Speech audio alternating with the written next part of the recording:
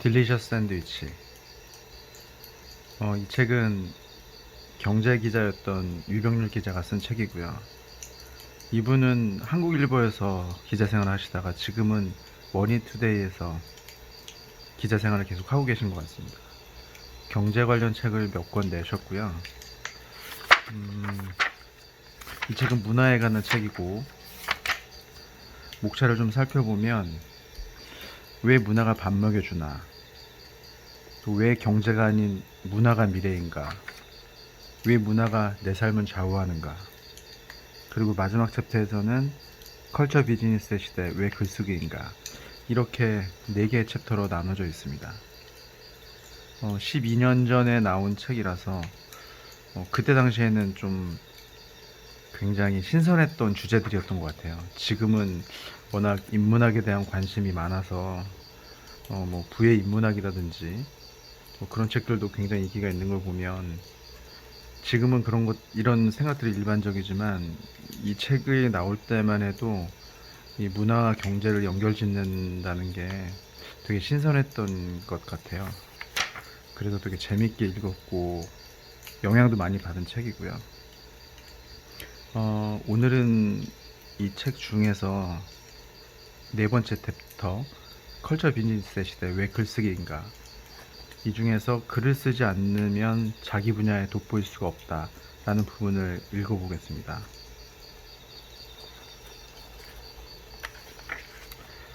어,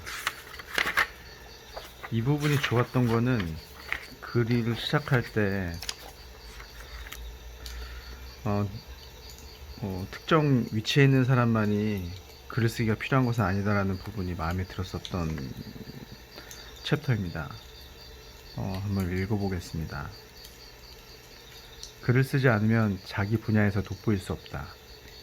프로를 만드는 글쓰기. 반드시 높은 자리에 올라간 리더에게만 글쓰기가 필요한 것은 아닙니다. 자기 인생을 업그레이드하고 싶은 사람은 누구나 글을 써야 합니다. 똑같은 직업, 똑같은 직위, 똑같은 환경에 처해 있어도 자기 인생을 리드해 나가는 사람이 있고 자기 인생에 치여 사는 사람이 있습니다. 글을 쓰고 안 쓰는 차이 때문에 말입니다. 우리나라 모든 주부가 요리를 하고 아이를 키웁니다. 그런데 주부라고 다 같은 주부는 아닙니다. 글을 쓰는 주부와 안 쓰는 주부는 다릅니다. 어떤 주부는 인터넷 카페에 차곡차곡 요리법을 올려 펜을 만들고 책도 냅니다. 또 15년 동안 아이들을 공부시켜 인류 대학에 보낸 한 주부는 자식 공부시킨 노하우를 인터넷에 올리고 다른 엄마들 상담도 해주었습니다. 그래서 학원 원장으로 스카우트 되었습니다. 세상 어느 학원 강사가 10년 동안의 정성을 다해서 자식을 뒷바라지한 이 엄마를 따라갈 수 있겠습니까? 과학자들도 글 잘 쓰는 사람이 연구도 더 잘한다고 합니다. 1996년 노벨상을 받은 피터 도어티 호주 멜버른대 교수는 2005년 국내 한 일간지와의 인터뷰에서 과학을 연구하려면 글을 쓸 줄 알아야 한다. 과학자가 글을 잘 쓰지 못하면 연구 결과를 설명할 수 없다. 글을 잘 쓰는 사람은 생각도 명확하게 한다. 그래서 연구를 잘하게 된다. 라고 했습니다. 가수들도 싱어송라이터냐 아니냐에 따라 생명이 달라집니다. 나훈아와 남진의 차이를 아십니까? 1960년에서 1970년대 나훈아와 남진은 역대 가요계 최대의 라이벌이었습니다. 당시 인기로만 따지자면 아시아의 엘비스 프레슬리로 불리던 남진도 나훈아 못지않았습니다. 히트곡도 뒤지지 않았죠.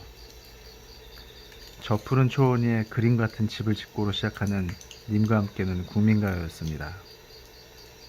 가슴 아프게, 그대여 변치마오, 빈잔 등은 요즘 젊은이들도 다 알고 따라 부를 만한 노래입니다. 그런데 왜 나훈아만 아직도 대형 라이브 콘서트를 하고 젊은 스타들 못지않은 열혈 팬을 몰고 다닐까요? 물론 여러 가지 이유가 있겠지만 그 중 하나는 나훈아가 싱어송라이터라는 것 때문 아니겠습니까? 최근 젊은 층에서도 인기를 끈 땡벌은 2001년 나훈아가 작사 작곡한 노래입니다. 이 세상에 하나밖에 둘도 없는데 여인아로 시작하는 사랑도 그가 만들었습니다. 이 밖에도 공, 건배, 허야 등 많은 노래를 만들었고 인순이에게 곡을 만들어주기도 했습니다. 나훈아는 몇 년 전 인터뷰에서 이렇게 말했습니다. 내 자랑 한번 하자. 이 정도로 긴 세월 노래하며 끊임없이 새 히트곡을 내는 가수가 있는가. 게다가 나는 80년대 방송의 힘도 외면한 채 라이브에만 전념했다. 마이클 잭슨도 예전 히트곡만 우려먹지 않는가. 난 언더그라운드 아리랑 가수다. 스스로 마이클 잭슨보다 잘났다고 믿는 그는 요즘도 자신이 만든 노래로 새 앨범을 냅니다. 노래를 잘하는 가수는 많지만 노래만 잘해서는 아티스트 대접을 못 받습니다. 세상의 모든 분야가 그렇지만 창작 능력이 있어야 대접도 받고 오래갑니다. 같은 국내 축구 감독 중에서도 차범근 감독은 좀 다른 것 같습니다. 얼굴은 다른 감독들보다 더 시커멓지만 국내에서 가장 지적인 축구 감독으로 보입니다. 현역 시절 독일 분데스리가의 유명한 선수였기 때문만은 아닙니다. 다 같이 평생 축구를 했지만 차범근 감독은 책도 여러 권 내고 글도 많이 쓰기 때문입니다. 2006년 월드컵 해설을 할 때 한 일간지에 게재한 그의 칼럼 가운데 하나를 보겠습니다. 한국에서 우리 부자의 얘기가 화제라고 한다. 도대체 뭐가 재미있다는 건지 나로서는 이해가 잘 안 갈 뿐이다. 젊은 세대, 그들의 생각과 감각을 이렇게 이해하지 못하면서 내가 그들과 함께 몸을 섞고 일을 하고 있는 게 맞는 일인지 걱정스러울 정도다. 요즘 TV에 나와 정신없이 떠드는 녀석이 하나 있다. 노홍철이라고. 몇 년 전 우리 가족의 크리스마스 파티에 이 친구가 왔다. 큰딸 대학 동기의 남자친구라고 하면서.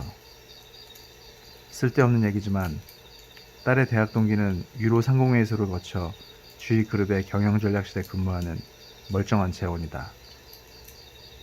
도무지 어울리지 않는 이 남자친구를 보자 기가 막혔다. 그런데 아이들은 재밌어 좋다고 했다. 같은 시대를 살면서도 이해하기 힘든 세대 차이다.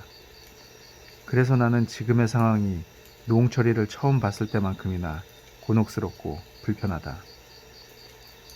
나는 10년간의 독일 분데스리가 생활 중 선발로 못 나온 경우가 딱 2번 있었고 중간에 교체돼 나온 게 1번 있었다.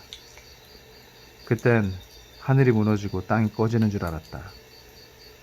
내가 얼마나 심하게 낙담을 했으면 감독이 그 다음 경기 전에 나를 불러 이렇게 말할 정도였다. 다음부터 너를 빼려면 미리 말해줄 테니까 아무 걱정하지 말고 뛰어라.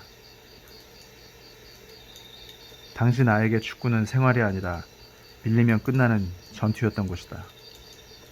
그런데 아들 둘이는 확실히 다르다. 축구는 자신을 행복하게 해주는 생활인 것 같다. 축구를 하는 것만으로도 너무나 좋은. 그러니 TV 해설을 하면서 이놈은 전 그때 후보여서 잘 몰라요 라고 멀쩡하게 얘기하는데 옆에 있는 내가 다 진땀이었다. 내가 둘이에게 배우려는 게 하나 있다. 언젠가 자전적인 글에도 쓴 적이 있지만 남의 행복이 커진다고 내 행복이 줄어들지는 않는다는 것이다. 그래서인지 이 녀석은 항상 여유가 있다. 늘 최고여야 한다는 강력관념 때문에 남을 인정하는 여유가 없는 나에 비해 둘이는 동료를 인정하는 여유가 있다. 그래서 둘이의 삶이 나보다 더 즐거운 모양이다. 행복이 둘이의 이메일 닉네임이다. 굳이 그런 이름을 쓰는 걸 보면 천성이라기보다는 행복하고 싶어 스스로 하는 노력인지도 모르겠다. 마치 우리나라 젊은이들이 연예인들 얘기하듯 외국 축구 선수들의 사생활까지 줄줄 깨는 둘이가 옆에 있으니 든든하다.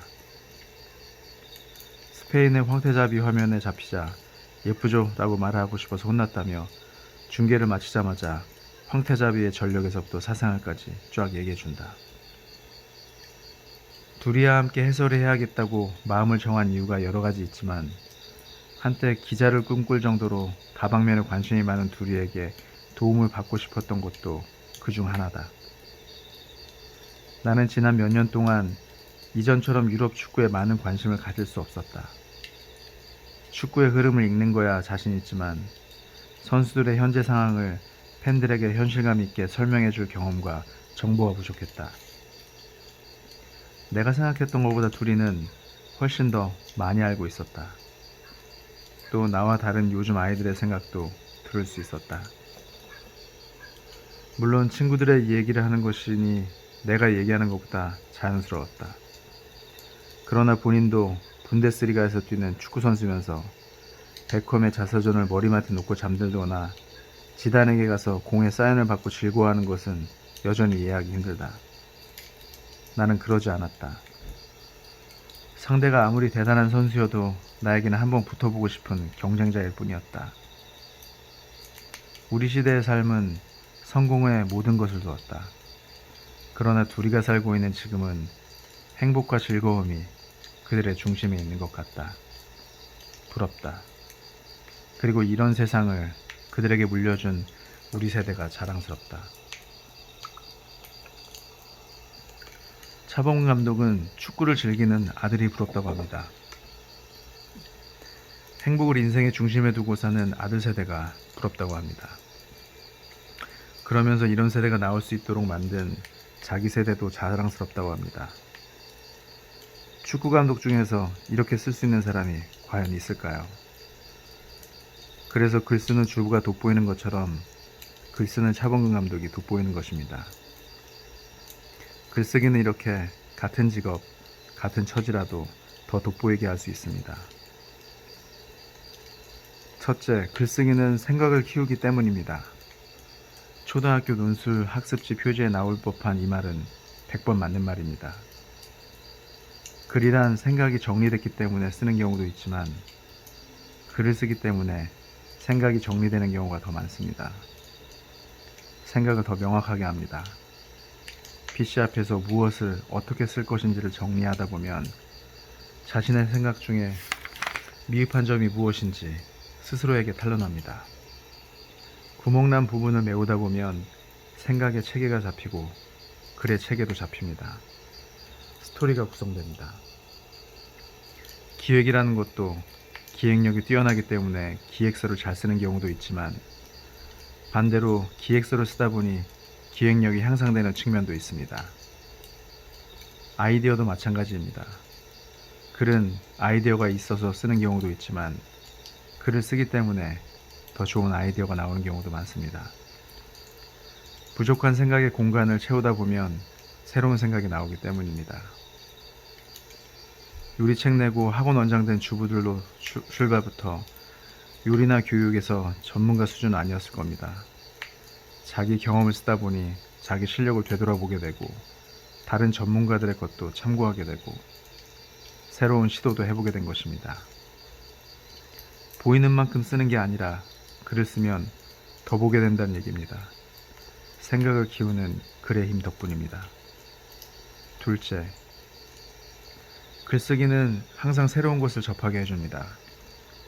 사람들은 독서를 통해 새로운 것을 얻을 수 있다고 하지만 글쓰기를 통해서도 새로운 것을 배울 수 있습니다. 독서는 에너지를 보충하고 글쓰는 에너지를 발산하는 것 같지만 꼭 그렇지는 않습니다. 옛날처럼 원고지에 연필 꾹꾹 눌러가며 명문장 하나를 위해 밤을 지새는 글쓰기가 아니기 때문입니다. 지금은 책상머리에 앉아 전 세계의 자료를 찾아 공부해가며 다른 사람들의 의견도 뒤져가며 글을 쓰는 시대입니다. 이렇듯 지금의 글쓰기는 자기가 알지 못한 것을 찾아보게 합니다. 자기가 알고 있는 것보다 더 많은 것을 알아내게 합니다. 취재는 작가나 기자만 하는 게 아닙니다. 일기를 쓰는 게 아닌 이상 글 쓰는 사람은 인터넷이든 보고서든 신문이든 책이든 뒤져보기 마련입니다. 그래서 글쓰기는 관심의 폭을 넓히고 새로운 생각과 이질적인 의견을 받아들일 수 있도록 해줍니다. 오히려 독서보다 글쓰기를 하면서 배우고 알게 된 것들이 진짜 자기 것이 되는 경우가 많습니다. 자기가 뭘 읽었는지도 기억하지 못해도 뭘 썼는지는 기억하지 않겠습니까? 셋째, 글쓰기는 세대 간 소통의 길을 열어줍니다. 샌드위치 세대들이 위아래로 납작 눌려 이리저리 치이고 손해보는 느낌에서 벗어날 수 있도록 해줍니다. 한참 어린 후배에게도 쉽게 말을 걸고 생각을 전할 수 있게 합니다. 어떤 선입견도 없이 타인의 생각을 들여다보게 합니다. 나이도 빈부격차도 지위 고하도 아랑곳 않고 서로 당당하게 맞짱 뜰 수 있는 장을 열어주기도 합니다. 내 자랑도 얼마든지 더 고상하게 할 수 있고 내 주장도 얼마든지 더 세게 밀어붙일 수 있습니다. 그래서 직장에 다니든 사업을 하든 장사를 하든 가사들을 돌보든 운동을 하든 온 국민이 글을 써야 합니다. 글을 안 쓰면 아무리 잘해도 2등밖에 못합니다. 자기 분야에서 빛날 수가 없습니다.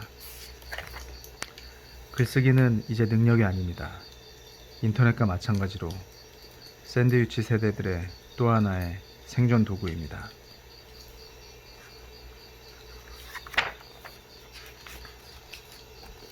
생각보다 좀 길게 읽게 되었는데요. 이 앞쪽 부분에 주부에 대한 얘기가 나와서 약간 그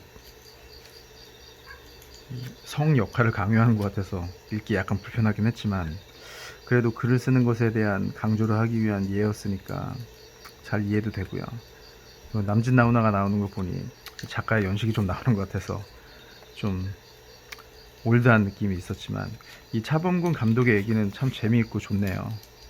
그리고 읽다 보니 공감도 많이 되고 정말 글 많이 쓰는 티가 나는 그런 감독이었던 것 같습니다. 그리고 글쓰기의 세 가지 좋은 점, 첫째, 글쓰기는 생각을 키운다. 둘째는 글쓰기는 항상 새로운 것을 접하게 해준다. 셋째, 글쓰기는 세대 간 소통의 길을 열어준다. 이 세 가지 중에서 두 번째 부분이 가장 마음에 와닿는 것 같아요. 항상 새로운 것을 접하게 해준다. 책 읽기보다 더 많은 걸 배우고 알게 된다 하는 부분은 요즘에 글 쓰는 분들이 많아서 그런지 주위에서 글 쓰시는 분들을 보면 이런 게 정말 피부로 와닿는 것 같습니다. 10년도 훨씬 더 전에 요즘 세상을 좀 예측해 볼 수 있는 그런 해안이 있었던 책이 아닌가 싶은 생각이 드네요. 지금 읽어도 세월의 흐름이 많이 느껴지지 않고 배울 게 많은 그런 책인 것 같습니다. 이 문화에 대한 부분은 정말 좋은 것 같고요. 추천해 볼 만한 책인 것 같습니다. 딜리셔스 샌드위치.